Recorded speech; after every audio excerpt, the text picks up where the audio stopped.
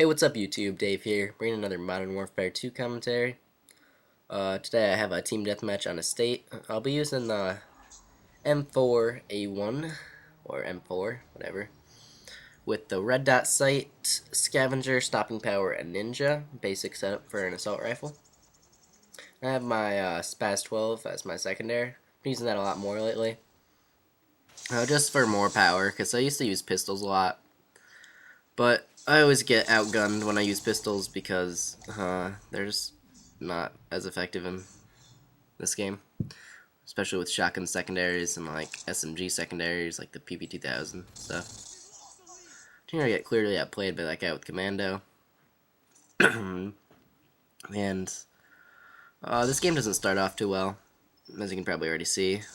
Our team gets down pretty far. And I go like 3-3 at the beginning. But a lot of people like rage quit when they die at the beginning. Like I know a lot of people that would have from that knife. They would have just quit out. But I ended up getting a really good score. So that's why you shouldn't quit out, because you can end up doing really good even if you die a few times at the beginning. My score was pretty ridiculous at the end, actually. It's a nice little tip. You can usually throw a Semtex through that window. There's always guys down there near their windows trying to look out. They're snipers and stuff. And here, I'm not used to how long it takes to switch to the shotgun, and I get owned because you can't shoot while it's still in the animation of switching. Which is the only benefit of pistols, to switch instantly. Here I try to jump through the window and get knifed in the back. I got this heartbeat sensor, a pro. But I'm playing with one of my subscribers this game. You can see he's the blue arrow on there. His name's Jackal. He just invited me to a game, and that's how, well, yeah, he just invited me to a game, and I joined it, because I was playing by myself, so I figured, hey, why not, I can join it, and we jumped into a team deathmatch, and I got a couple good games, actually. I think, like, I got in with a lot of noobs this game. I think it's because he's only, like, a level 20 something, and I think that's how the, matchmaking system works. If you're since I was playing in a party with him, I think it put us with a lot of other low level players. Like I have other friends that are low levels that don't play very much. Sometimes when I play with them, I get with a lot of levels too. So I'm not exactly sure how the matchmaking system works, but I think it's by level. Well, you can correct me if I'm wrong. I don't really know. But I'm using the 579 Killstreak layout, Predator, Harrier, Pave Low. That's what I tend to roll with mostly in team deathmatch. And here I get kind of lucky that that guy's noob tube doesn't kill me, but I kill him for my Harrier. And the Spaz 12, or any shotgun, I like to have on estate, because in the estate, in the house, a lot of people tend to snipe and they have shotgun secondaries, and it's just good to, and the house has a lot of close quarters, so it's good to go in there with their shotgun. You can own pretty much the whole thing with the shotgun. You can see that guy, he had an M10. It's just like a good strategy to have shotgun in the house. And here I get lucky. That guy doesn't kill me. I think my Harrier finishes him off. And I call him my Pave Low right away.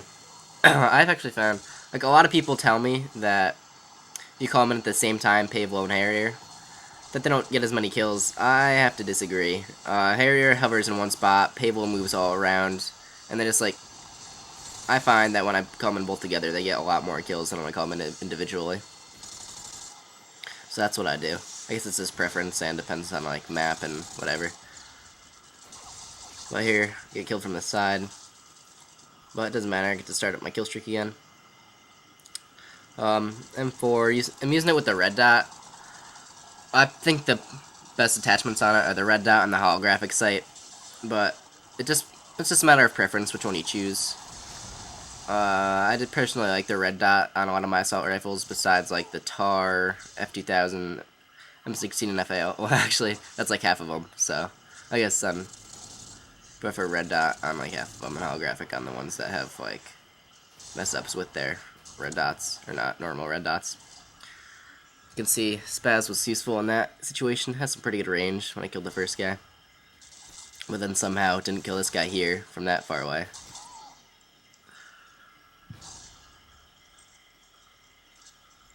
So, I'm almost at my Predator missile now, the second one. So, I just shoot up there trying to see if I can hit any hit markers and trying to stay behind cover so I don't die. And I see that guy was shooting up there, so I just shoot over there and luckily get him. So let's go through the perks I'm using. I'm using Scavenger. I like using Scavenger on assault rifles like M4 and ACR. And then I like using Sled Hand on most other ones, actually. But they have pretty quick aim down sights. They have fast reload times, so Sled Hand isn't a problem. And it needs extra bullets because it has a high fire rate. Using Stopping Power just because it doesn't have the highest damage, so I need it to kill quicker. And Ninjas is what I tend to use as my third perk, just because I have a headset and I don't like hearing my footsteps, and I don't like other people hearing my footsteps. But if you don't have a headset, you could use Ninja's not a necessity in Team Deathmatch. Ninja's the best perk for Search and Destroy and Free for All. So for using this setup, you could use Steady Aim or Command That Sit Rep or whatever as your third perk if you don't want to use Ninja. It still works out fine. But I have my second Pave Low and Harrier in the air. When you're going in the house, I like to jump through those windows instead of going to the front, because there's usually claymores in the front. And here there's 3 guys all coming through there at once, and I only saw 2 of them. And that guy goes on his little commando lunge at me. But since we have air support in the air, and I think a guy on my team gets an AC-130 pretty soon, I tell my team that we have to take the house and keep control of it, so that the air support will just do its work. Because that's on a state, if you hold the house and you have air support in the air, the other team's just going to get destroyed if they don't shoot it down. Which this team was kind of reluctant to shoot it down. Because it's just, there's not really many places to hide. There's a couple other buildings, but they don't offer that much protection, and they're pretty small, so. That's just, air support on a state is pretty good.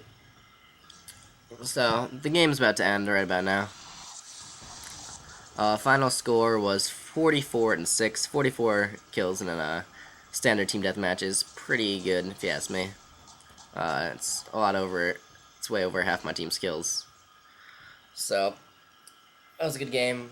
Please remember to rate, comment, and subscribe. Peace.